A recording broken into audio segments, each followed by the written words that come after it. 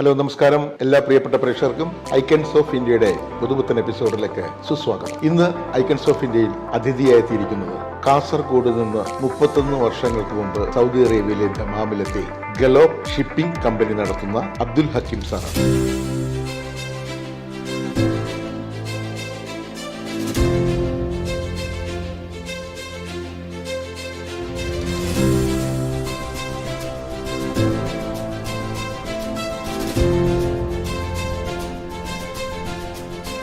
Abdul Hakeem Thekkil sir, icons of ഇന്ത്യയിലേക്ക് സ്വാഗതം. എന്താണ് ഗലോബ് ഷിപ്പിംഗ് കമ്പനി എന്നുള്ളത് സാർ നമ്മുടെ പ്രേക്ഷകരോട് വിശദമായിട്ട് അങ്ങോട്ട് വിശദീകരിച്ചു. ഗാലബ് ഷിപ്പിംഗ് എന്ന് പറഞ്ഞാൽ നമ്മൾ ഇതിൽ കുറേ ആക്ടിവിറ്റീസ് ഉണ്ട്. നമുക്ക് cargoes, container, sea freight, air freight, door to door service, local transportation. ലോകത്തിൽ എവിടെ നിന്നും എന്തെങ്കിലും ഒരു സാധനങ്ങൾ ഇവിടെ എത്തിക്കാണെന്നുണ്ടെങ്കിൽ അവിടുന്ന് എടുത്ത് ഇവിടെ എത്തിച്ചു കൊടുക്കും. ഓക്കെ, എവിടെയൊക്കെയാണ് നമ്മുടെ ഈ സ്ഥാപനത്തിന്റെ ബ്രാഞ്ചുകൾ? ഇതൊരു ബ്രാഞ്ചാണ്, സൗദി അറേബ്യ. ഇതിന്റെ ഹെഡ് ഓഫീസ് എന്ന് പറഞ്ഞാൽ നമ്മൾ ദുബൈയിലാണ്. Saudi Arabia, Qatar, Bahrain, Kuwait, അങ്ങനെ GCC എല്ലാ സ്ഥലത്തും. അപ്പൊ എന്താവശ്യം ഉണ്ടെങ്കിലും സമീപിക്കുക ഗലോബ് ഷിപ്പിംഗ് കമ്പനി. ആക്ച്വലി ഈ സ്ഥാപനം തുടങ്ങിയിട്ട് ഇത് 19ാമത്തെ വർഷമാണ്. മോശം സർവീസ് ആണെങ്കിൽ പിന്നെ 1-2 കൊല്ലം കഴിയുമ്പോൾ തന്നെ സംഗതി കഴിയും. 19 വർഷം അല്ലേ? 19 വർഷമായി. ഗാലബ് ഷിപ്പിംഗിന്റെ അടുത്ത് ഒരു ഷിപ്മെന്റ് കൊടുത്തു കഴിഞ്ഞാൽ അത് സേഫായി ഡെസ്റ്റിനേഷനിൽ എത്തും എന്നുള്ളൊരു വിശ്വാസം ഇൻഡസ്ട്രിയൽ മേഖലയിലായാലും കൊമേഴ്ഷ്യൽ മേഖലയിലായൊക്കെ ഉണ്ട്. എത്ര സ്റ്റാഫുകളുണ്ട് ടോട്ടൽ എല്ലാം കൂടി?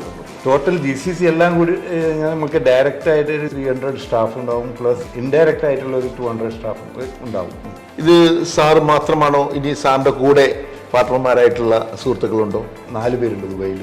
ഒന്ന് പേര് പറഞ്ഞോളൂ സാർ. ഒന്ന് ഷെയ്ഖ് ഹാരിസ് നിലമ്പൂരുകാരനാണ്. പിന്നെ സിറാജ് കാരക്കട്ടി എന്ന് പറഞ്ഞത് സിറാജ് കോഴിക്കോട്. റിയാസ് എന്ന് പറഞ്ഞിട്ടുള്ളത് കണ്ണൂർ. പിന്നെ ഇക്ബാൽ എന്ന് പറഞ്ഞ ആള് കുന്നംകുളക്കാരൻ. ബഹ്റൈനിലുണ്ട് സുബൈർ കണ്ണൂർ. ഇത്രയും പേരാണ് ഗലോബ് ഷിപ്പിംഗ് കമ്പനി അമരത്ത് നിന്ന് നയിച്ചുകൊണ്ടിരിക്കുന്നത്. ഗലോബ് ഷിപ്പിംഗ് കമ്പനിയുടെ വിശേഷങ്ങൾ നമുക്ക് ഇങ്ങനെ നിർത്തിയിട്ട് നമുക്ക് ഒന്ന് കാസർഗോഡേക്ക് ഒന്ന് പോയാലോ? അല്ലേ?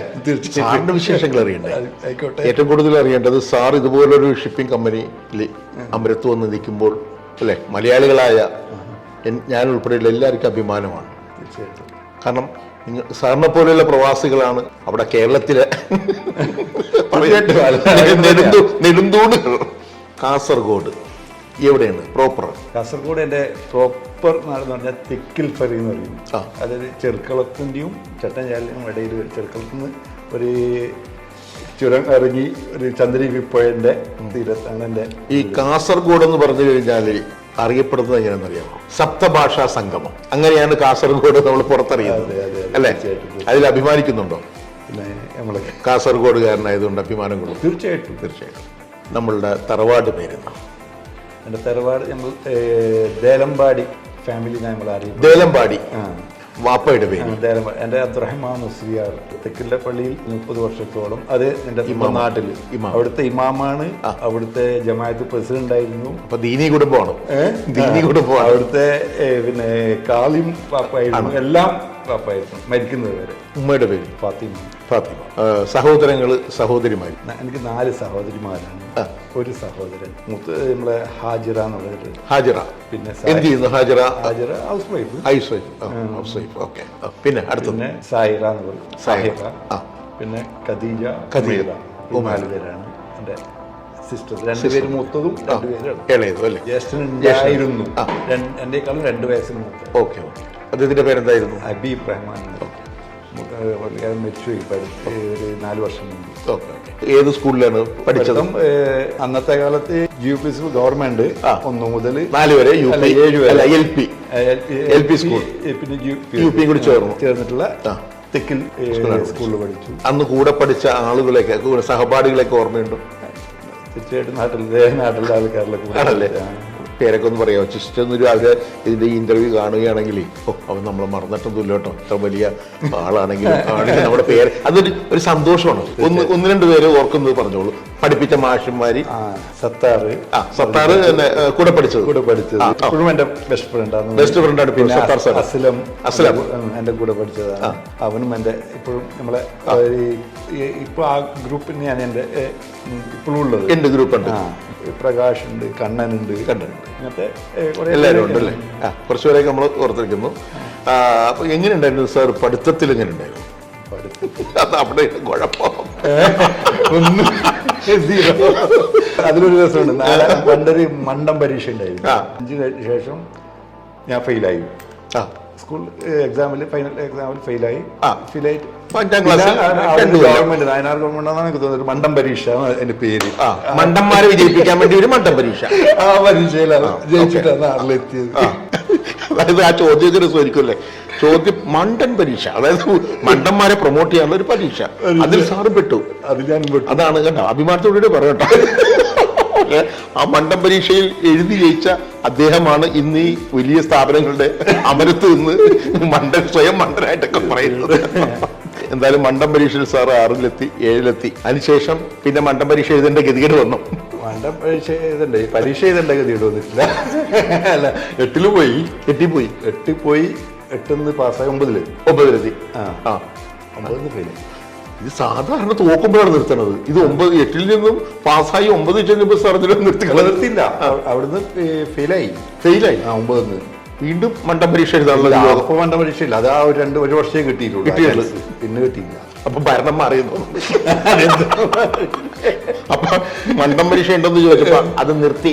അതോട് പഠനവും സാർ നിർത്തി. നിർത്തി. പിന്നെ അതോടെ സ്കൂളും നിർത്തി. സ്കൂളും പൂട്ടിയാ? സ്കൂൾ കൂട്ടിയില്ല, ഞാൻ സാറ് നിർത്തിയെന്ന്.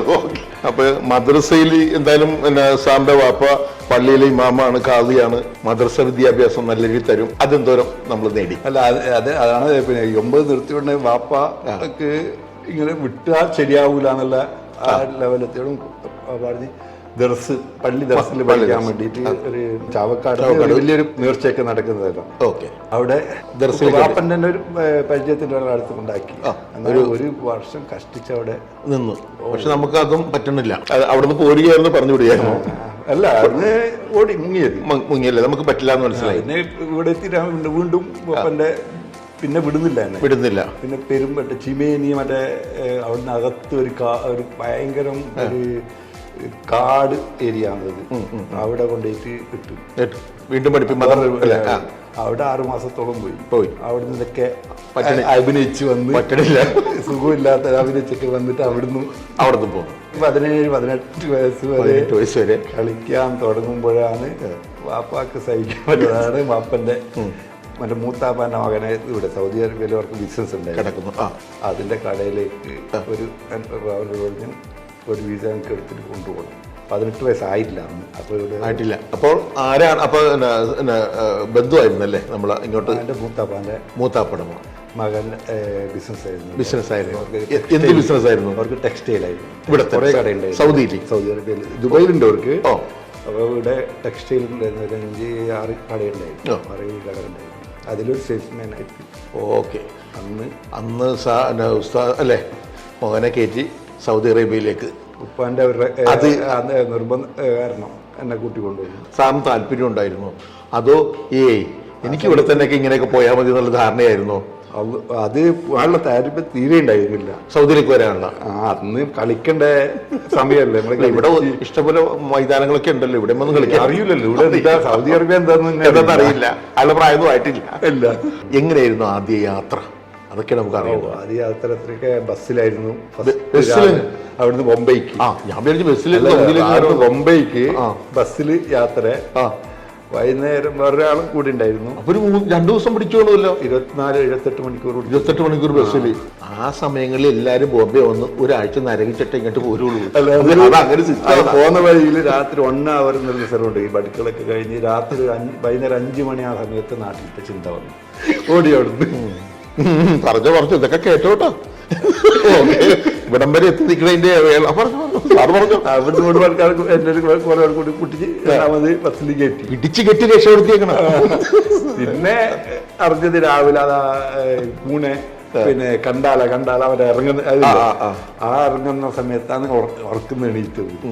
ആ ബോംബെയിൽ കൊണ്ടുപോയിട്ട് എത്തിയത് ഡോങ്കിരിയിൽ. 4 ദിവസം അവിടെ താമസിച്ചു. 4 ദിവസം പൂട്ടിയിട്ട് താമസിപ്പിച്ചു. അല്ല, അവിടെ ഭക്ഷണമൊക്കെ നല്ലുണ്ട്.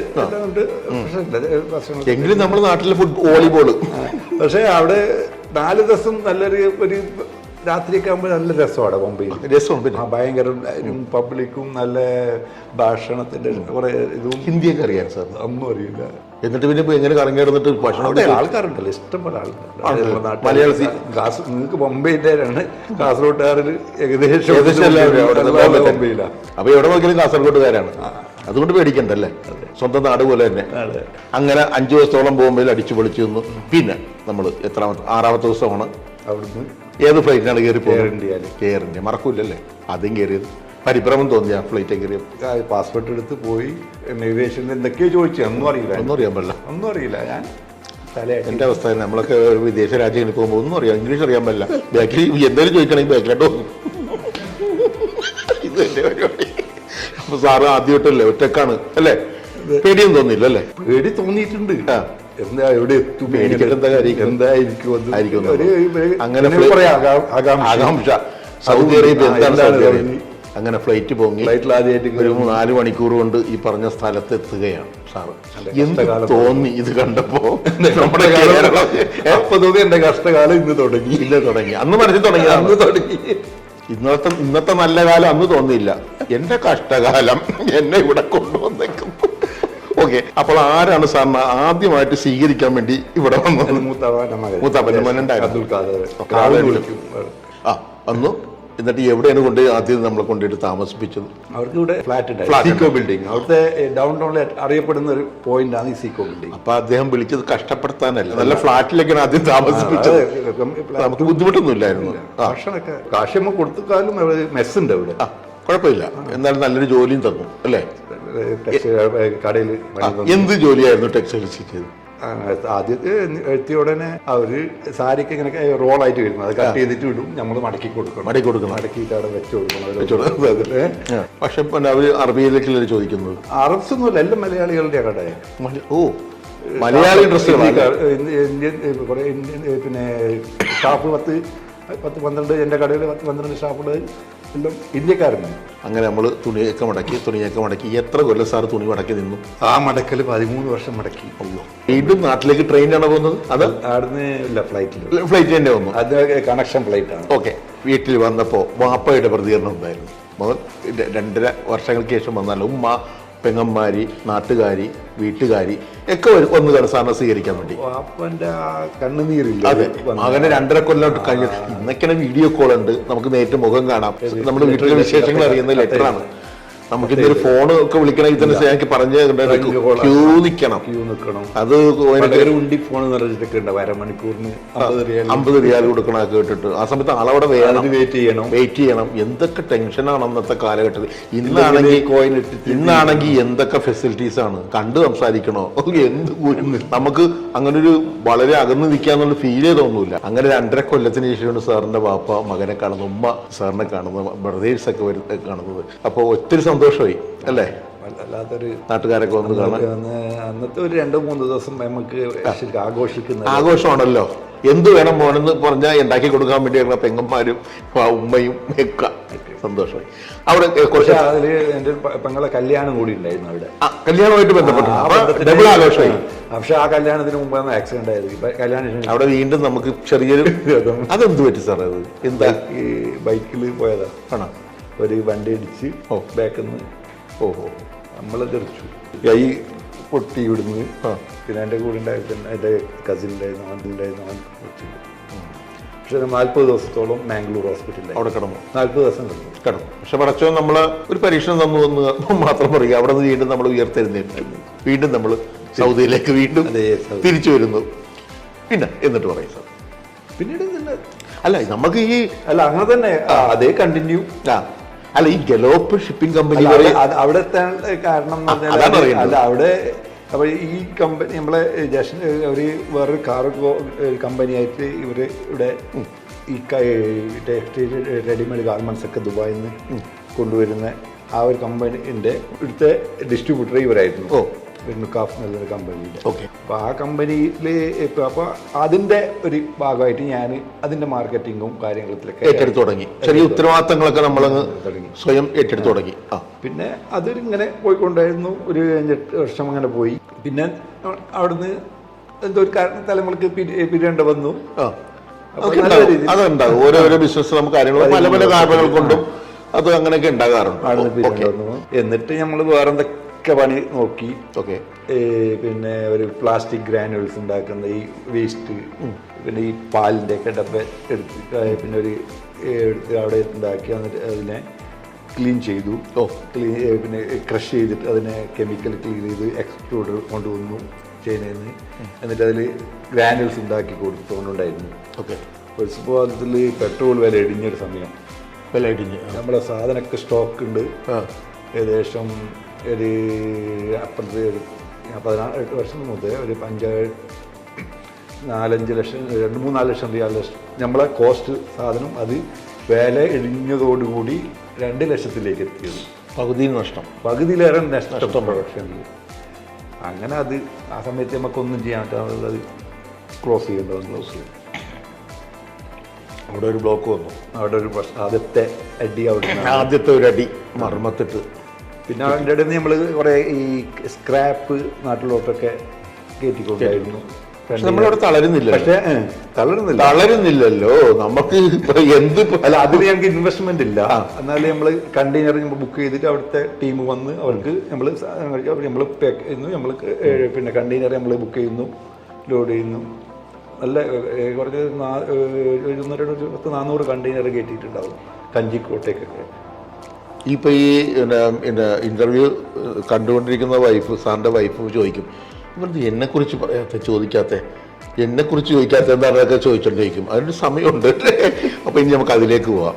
അപ്പം നമ്മൾ അതിനുശേഷം നമ്മുടെ നാട്ടിലേക്ക് വീണ്ടും ഒരു ഇടവേളയ്ക്ക് വേണ്ടി നമ്മൾ വന്നല്ലോ. അവിടെ വെച്ച് ആ സമയത്തായിരിക്കും സാറിൻ്റെ വിവാഹം നടന്നത് അല്ലേ? വിവാഹം നടന്ന് 27-ാമത്തെ വയസ്സിൽ, ഏകദേശം 27-ാമത്തെ വയസ്സിൽ വിവാഹം. എവിടെ നിന്നാണ് വിവാഹം കഴിച്ചത്? എൻ്റെ വിദ്യാനഗർ, കാസർഗോഡ്. വിദ്യാനഗർ. എന്താണ് സാറിൻ്റെ ഭാര്യയുടെ പേര്? ഷമീല. അങ്ങനെ മക്കള്? 4 മക്കൾ. മക്കളുടെ പേര് പറഞ്ഞോളൂ. മൂത്തത് സിദാൻ അബ്ദുള്ള. മൂത്തൊക്കെ നമ്മളെ ദിദാന്റെ ആ ടൈമിലുള്ള ജനിച്ചതാണ്. ഇനി രണ്ടാമത്തെ ഫറാസ്. പിന്നെ അബ്ദുറഹ്മാൻ, റിഹാൻ. പിന്നെ ഏറ്റവും ചെറുത് ഐറ ഫത്തുൻ, പെണ്ണ്. ഇവരെ കുറിച്ചൊക്കെ ഉള്ള വിഷൻ എന്താണ്? ഇനി ഇന്നതാവണം പറയുന്നില്ല. ഞാൻ കൊടുത്തിട്ടില്ല. ഇല്ല, നിങ്ങൾക്ക് ഇഷ്ടമുള്ള സബ്ജക്റ്റ് എടുക്കുക. എടുക്കുന്ന സബ്ജക്റ്റ് ഭംഗിയായിട്ട് പഠിച്ചോ വിചാരിച്ചിട്ട് നിങ്ങൾ പഠിപ്പിക്കാനുള്ള അസൈൻ എനിക്കുണ്ട്. നിങ്ങൾ എവിടെ വേണമെങ്കിലും പഠിച്ചോളൂ. എവിടെ വേണമെങ്കിലും പഠിപ്പിക്കാൻ തയ്യാറാണ്. നിങ്ങൾ പഠിച്ചോ. നിങ്ങൾക്ക് എല്ലാവരും നമ്മളെ വഴി ഇതാണ്. അത് നിങ്ങൾക്ക് വേണമെങ്കിൽ സ്വീകരിക്കാം. നിർബന്ധമില്ല, അടിച്ചേൽപ്പിക്കലില്ല. ഓക്കെ. അവർക്ക് ഇഷ്ടമില്ലാത്ത ട്രേഡ് നമ്മൾ അവരെ കൊണ്ട് ചെയ്യിക്കാൻ നിന്ന് കഴിഞ്ഞാൽ ചിലപ്പോൾ അതിൽ കുറെ അനുഭവങ്ങൾ ഫാമിലിയൊക്കെ കാണുന്നുണ്ട് നമ്മൾ കുറെ. അപ്പോൾ ഈ നമ്മൾ അടിച്ചേൽപ്പിച്ചിട്ട് ചെയ്ത ആൾക്കാരൊക്കെ പക്ഷെ അവരൊന്നും അല്ലാതായിട്ടുണ്ട്. തീർച്ചയായിട്ടും. ഇനി അതേ ചെയ്തേ മതിയാവും, ഇന്ന് കോഴ്സ് എടുത്തേ മതിയാവും, അതിലൊന്നും ഒരു കാര്യമില്ല ഞാൻ വിശ്വസിക്കും. പക്ഷെ അതാണ് എൻ്റെ ഒരു വിശ്വാസം. കാരണം അത് അവർ ആ രീതിയിൽ വന്നില്ലെങ്കിൽ പിന്നെ അവരെ ലൈഫ് വേസ്റ്റാണ്. അപ്പോൾ നമുക്ക് അന്ന് വന്ന സമയത്തും ഇന്നും നമ്മുടെ സൗദി ഗവൺമെൻറ്റിൻ്റെ ഭാഗത്തു നിന്നും നമുക്ക് കിട്ടുന്ന എന്താ പറയുക ആനുകൂല്യങ്ങൾ ഈ ബിസിനസ്സുമാരെ പ്രോത്സാഹിപ്പിക്കാൻ വേണ്ടി ചെയ്യുന്നത് കൂടുതലാണോ, ഇപ്പോൾ കുറഞ്ഞോ, എങ്ങനെയൊക്കെയാണ്? ഇപ്പോൾ ഈ ഒരു 3-4 വർഷമായിട്ട് ഭയങ്കര ആനുകൂല്യങ്ങളാണ് അല്ലേ? എന്തൊക്കെ ആനുകൂല്യം എന്ന് പറഞ്ഞാൽ നമ്മൾക്ക് ചെലവുകളുണ്ട്, പക്ഷേ ടാക്സ് ഒക്കെ തുടങ്ങിയിട്ടുണ്ട്. അതാണ് അതിലേക്ക് ടാക്സ് ഒക്കെ വന്നു.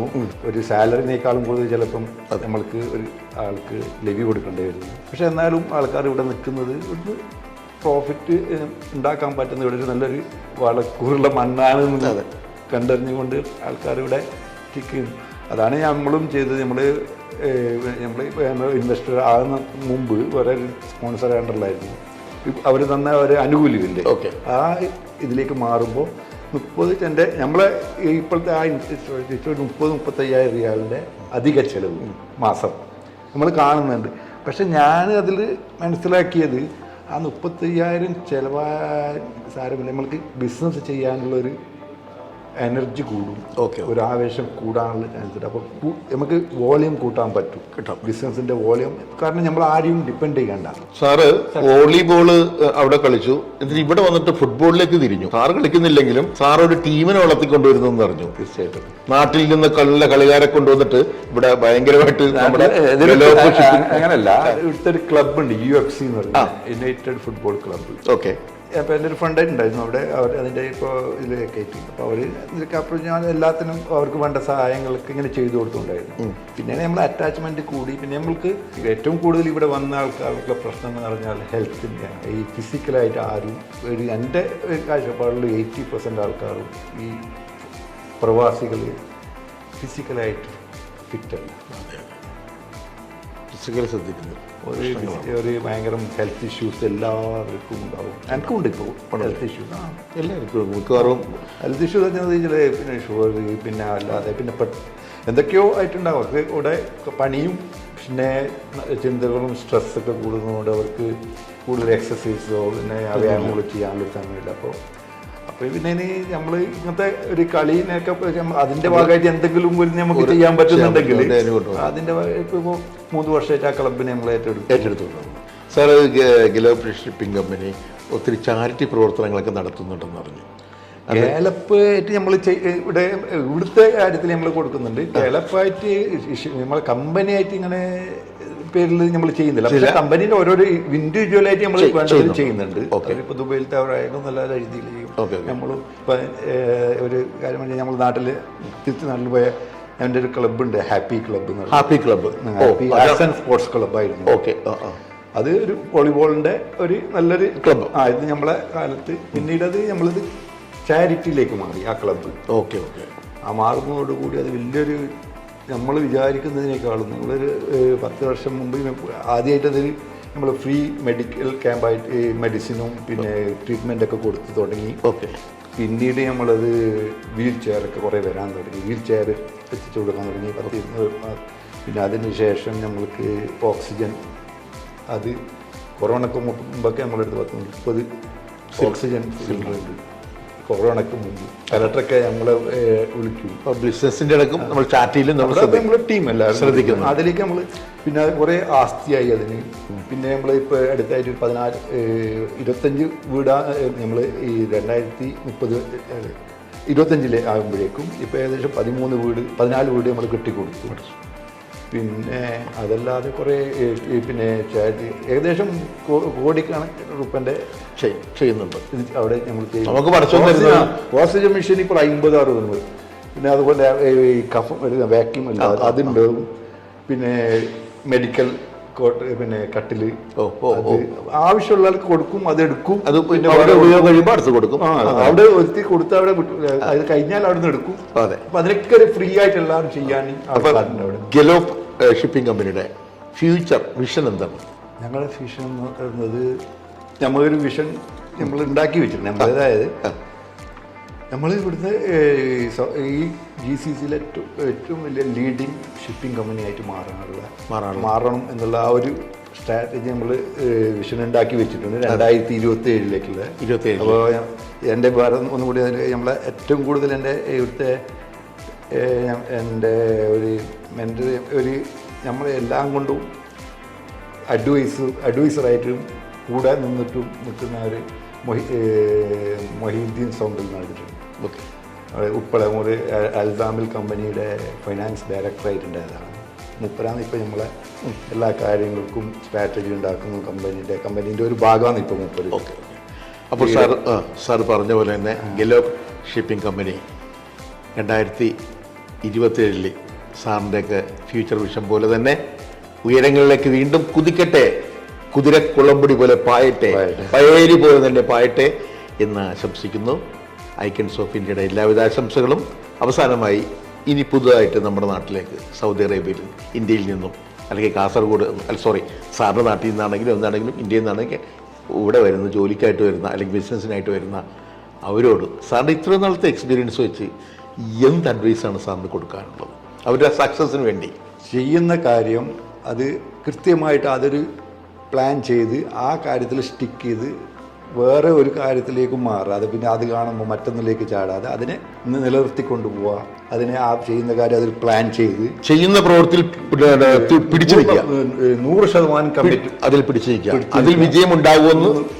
എന്നിട്ട് 5 വർഷത്തെ ഒരു എത്രയാണോ ഒരു ഗോൾ സെറ്റ് ചെയ്ത് അതിലേക്ക് പ്രവർത്തിക്കുക. എന്നാൽ അതിന് തീർച്ചയായിട്ടും അതിന് വിജയം ഉണ്ടാകും. ഇത്രയും നേരം സാറിന്റെ വിലയേറിയ അഭിപ്രായങ്ങളും അനുഭവങ്ങളും ഒക്കെ നമ്മുടെ പ്രേക്ഷകരോട് പങ്കുവച്ച സാറിന് ഐക്യൻസ് ഓഫ് ഇന്ത്യയുടെ എല്ലാവരും നന്ദി രേഖപ്പെടുത്തുന്നു. Thank you sir. Thank you so much.